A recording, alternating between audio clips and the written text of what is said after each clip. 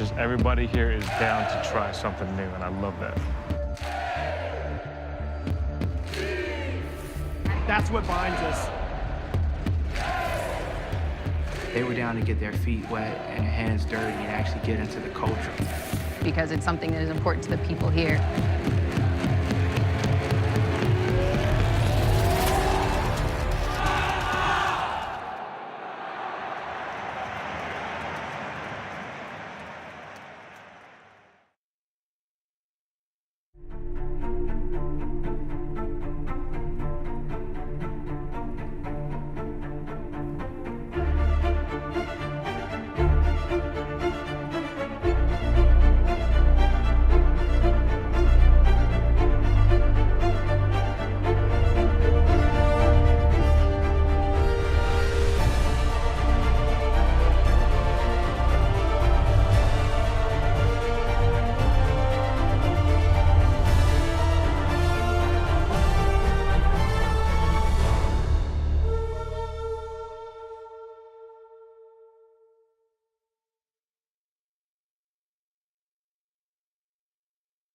We've got some fresh new young talent doing some things that I know you haven't heard before. 1, 2, 3, listen.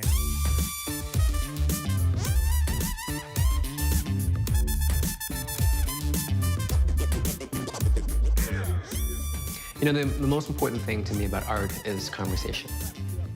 That art that exists in a vacuum and doesn't talk to people or to someone else isn't, for me, always very moving. Sometimes a visual artist says something and you want to respond, and that's the kind of collaboration that I think is foundational for artistic growth.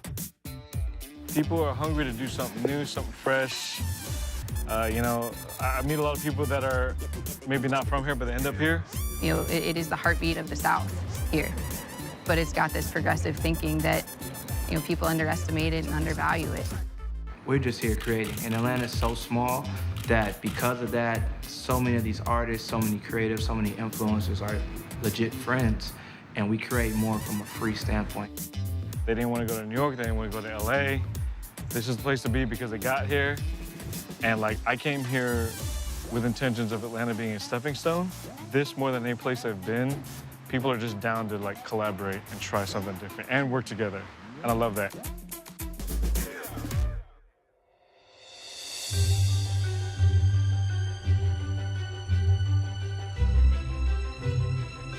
So one of the things that's really powerful about Taria is that she is almost exclusively taste. She can taste the room, she can taste the color, she can taste music.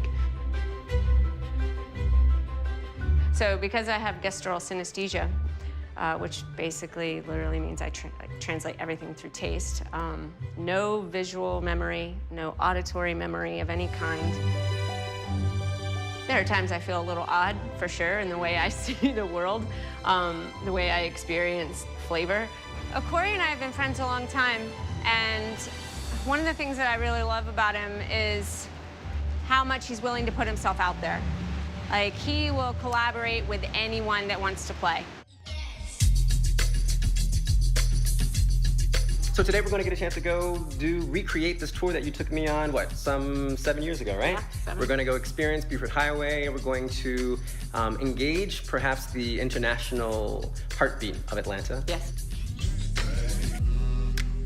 So Buford Highway is home to almost every international cuisine you can find. I know it's where chefs eat. It's where they find inspiration. It's where they go to relax.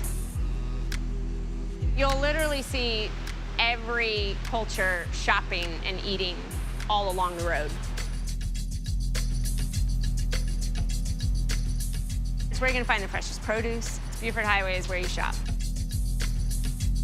And we're going to go and find inspiration so that we can create our own kind of homage to Atlanta and its international community. Yeah. And kind of do it through things that are personal and authentic to who we are. Taria she's a genius. Taria's a genius. She gravitates to things in such a unique and highly accomplished way. But she's just got a history in those places. And I don't know, she's got this desire to kind of know the world broader than kind of what's right in front of her. And then I think she engages it so respectfully. What we're about to collaborate on is like one part our personal friendship and history. It's one part our relationship with the city. And a third part specifically our relationship with Buford Highway. Right, yeah.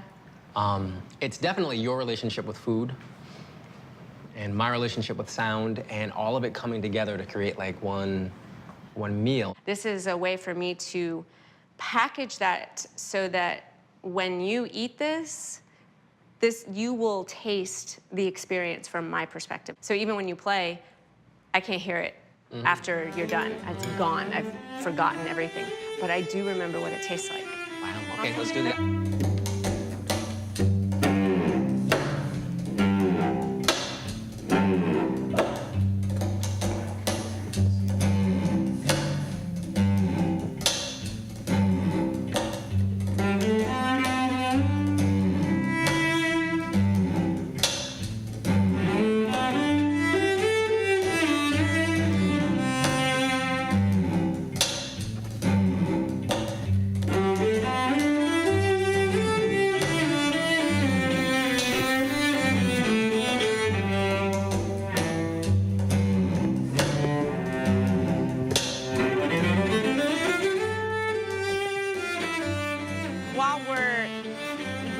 Together and he's playing, the aroma of everything that we chose earlier in the day, we're doing it together. There was no separation. The lines were so blurred between him playing and me cooking in the same space that it was one.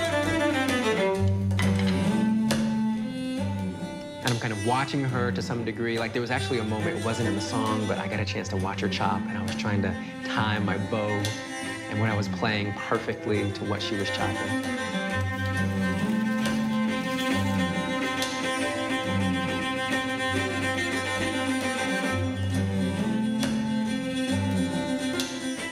When I look at the plate, I saw home, comfort, and potential. You know, I was really thinking kind of family and warmth.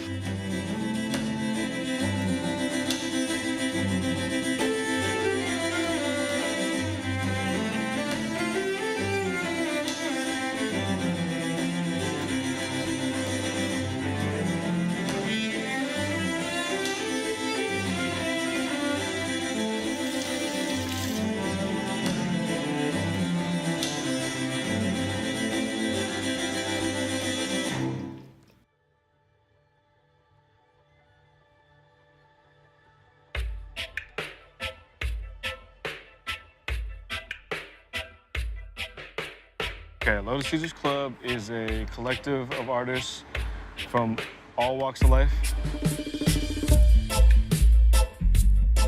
Some of us are animators, designers, painters. The Lotus Eaters themselves have been doing murals and doing art. They wanted to add like some kind of interactivity. And we started doing these AR art drops and a lot of positive feedback, and so we kept rolling with it, and it went from doing free art drops and then eventually to doing this mural on the belt line that comes to life, and it plays music and it animates and moves and everything.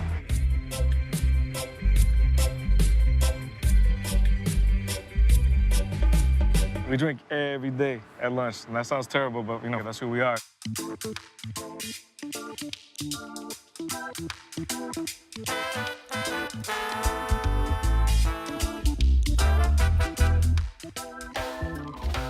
We work hard, we play hard, and I think that's what the Lotus Theater is really all about.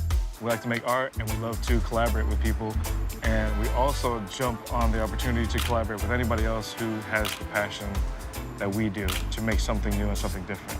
And we were really excited to work with Orpheus Brewing. We like their beer.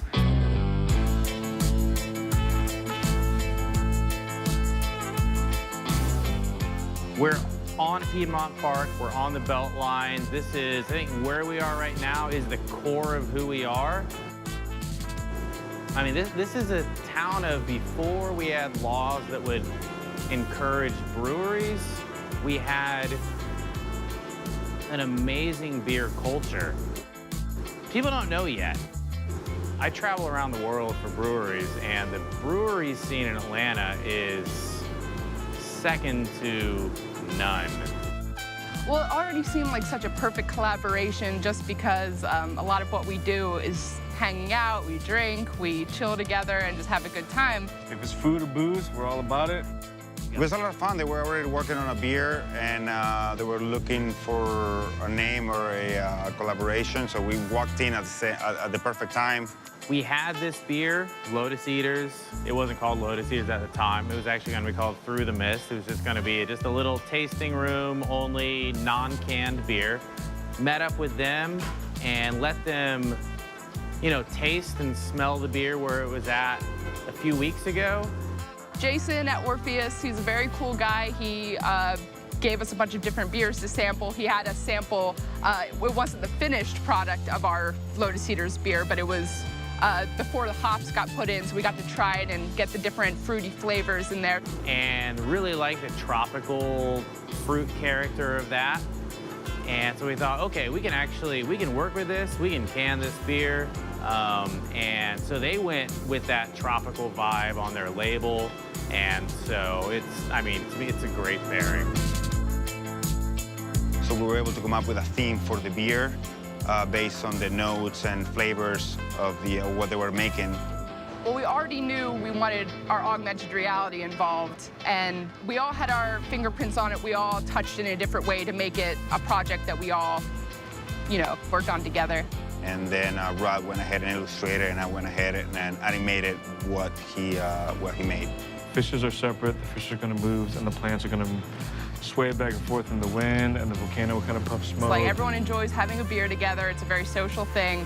So doing some art for their cans, and they're already known for having some really great can art. So it was a really great combination of us getting to make some art with them, just getting to sort of hang out together and enjoy the product of our collaboration.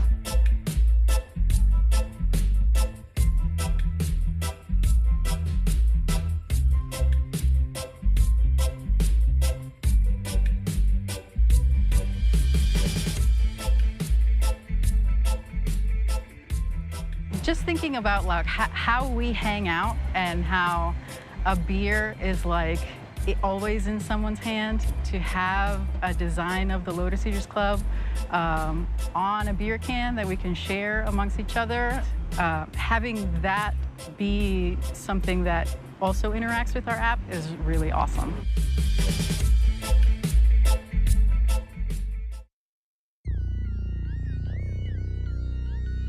Maybe bring the actual dish and bring me the green gel, because that might be kind of dope, because he's Jamaican, too.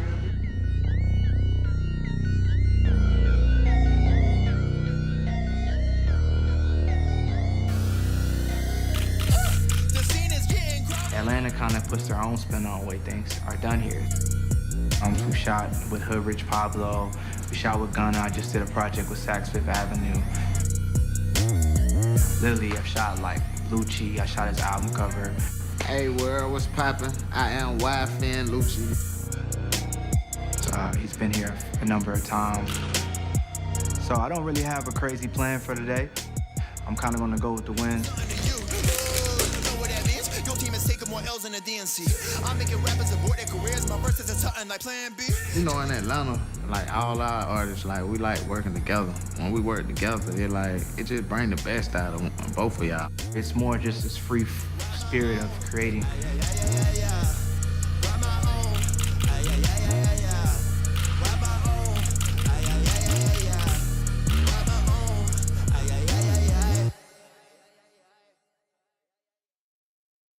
One of the centerpieces and one of the things that make you a legit photographer in my eyes was they had a studio, or they had something, this place where this guy creates and where he makes his magic.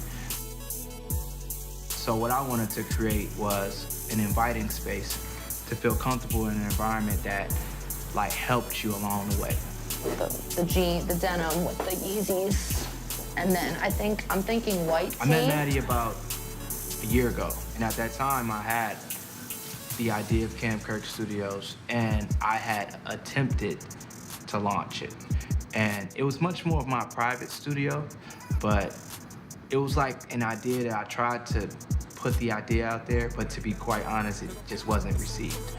And it was one of my biggest like hurdles that I was trying to get over. Like, how do I start a business?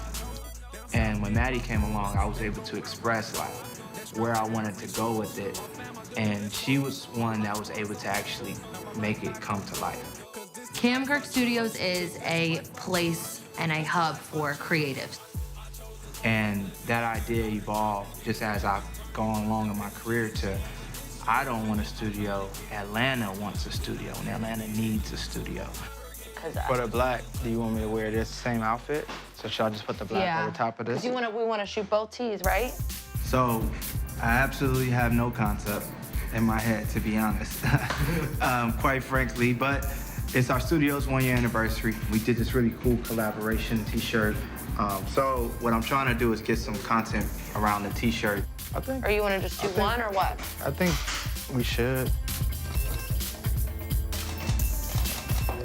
When I shoot, it's like I'm in a completely different mode.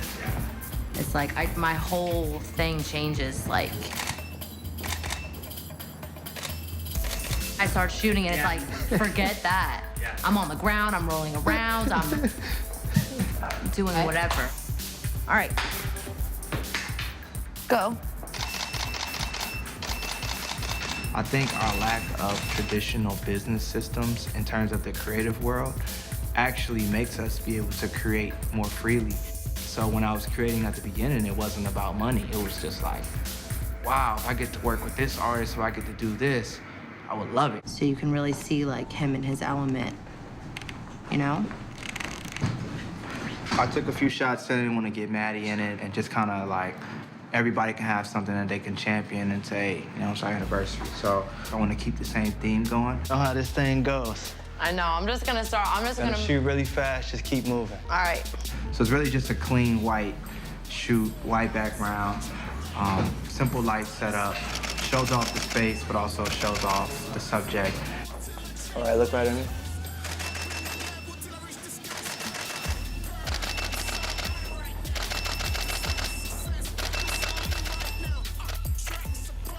Does it look cool? Yeah. I'm really the worst model, honestly. Nah, it looks dope. It looks dope. You know, I would tell you if I didn't like it. That's true. Usually when you talk, that means that you don't like it. Yeah. You haven't been talking that much, so that's a good thing. Cam is a super fast shooting photographer, like rapid fire. Like whenever he shoots, it's like boom, boom, boom, boom, boom, lights flashing crazy. All right.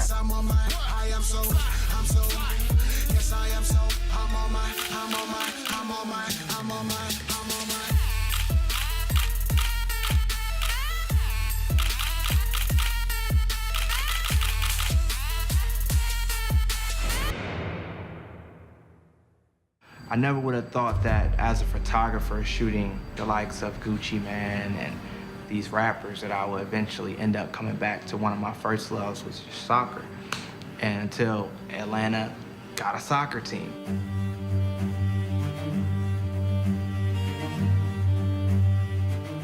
I was trying to understand the vibe in Atlanta and be educated on the city. And I heard about this up-and-coming photographer in the hip-hop scene. And they wasn't trying to just come here and hire who they heard from out of town was the representatives of Atlanta. They were down to get their feet wet and their hands dirty and actually get into the culture of who's really shaping and influencing things here. I mean, he is the eye of Atlanta. Like Cam Kirk is the eye. And he sees it through a lens that sees no color, sees no boundaries, sees no language barriers, just like the sport is. And started working with him essentially from day one, whether it was insights, getting to know people, uniting people from different cultures to come to the match and just experience it, and documenting that journey of the first time you experience the sport.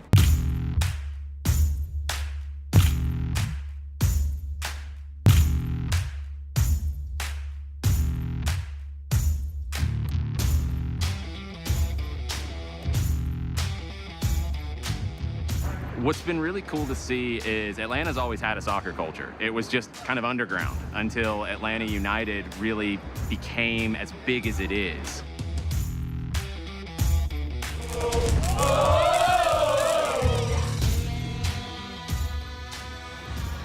Well, it's been incredible. We're a new team in Major League Soccer. We started in 2017. And we're drawing an average crowd of nearly 50,000, which puts us top 20 in global world football clubs.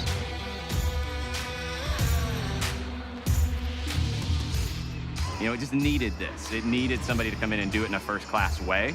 And now you have like elements of punk rock, you have elements of hip hop, you have a Latino influence. It's just this really cool melting pot. I think people were waiting on this. I don't think anyone knew that there were this many soccer fans all watching at their local bars.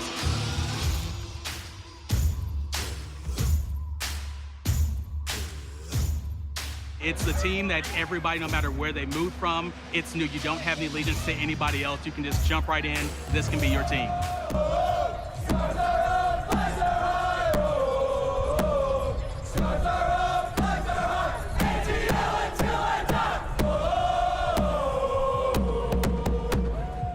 The supporter culture in Atlanta is unlike any other in the world.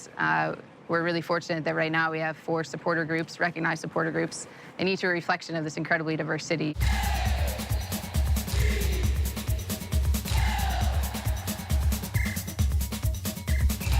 It's a railroad town. Terminus, you know, it's Terminus of the South.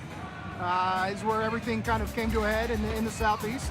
So it's a good representation of who we are in Atlanta.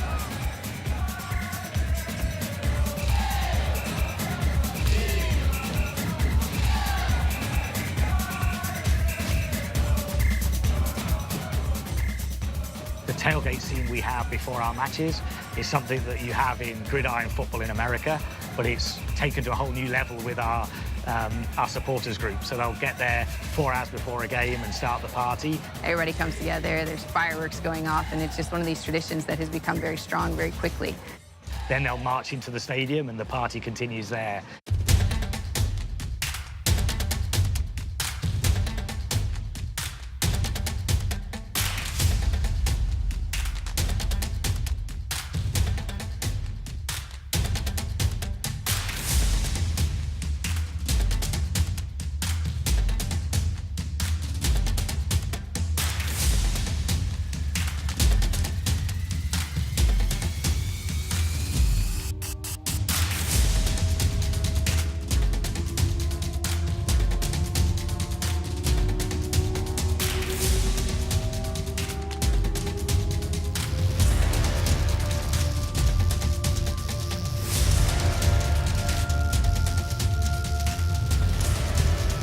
What it does is it brings the whole city together. So Atlanta United's become this almost cultural icon for the city.